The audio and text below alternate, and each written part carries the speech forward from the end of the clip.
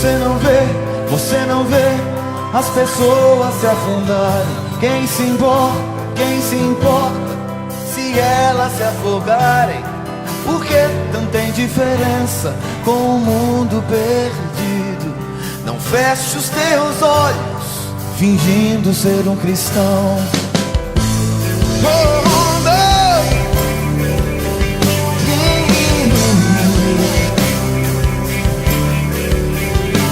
Você não vê as pessoas se afundarem.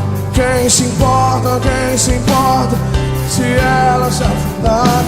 Por que tanta indiferença com o mundo perdido?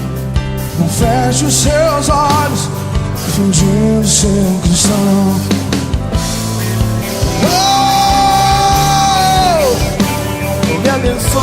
Me abençoe, é tudo que eu sempre ouço.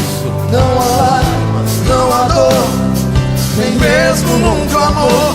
Mas ele chora, ele clama, ele sangra por ti. E você só se importa em participar de um mover. Você não vê que é pecado?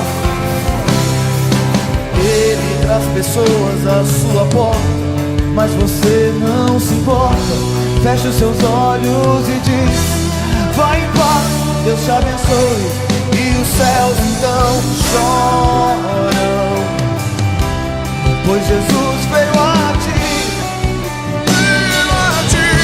e você o abandonou.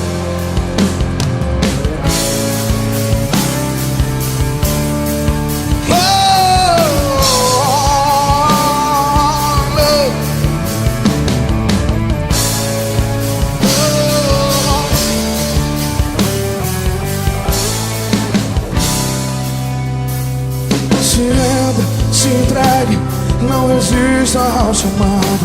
Olha a miséria, ouça o clamor, por que não obedecer? Deus te chama e é você, mas como Jonas você foge. Te ordenou a pregar, mas você só guarda pra você.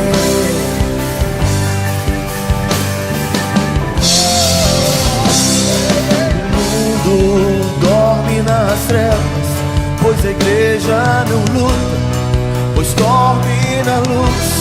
Como pode ser tão bom não se importar com os perdidos?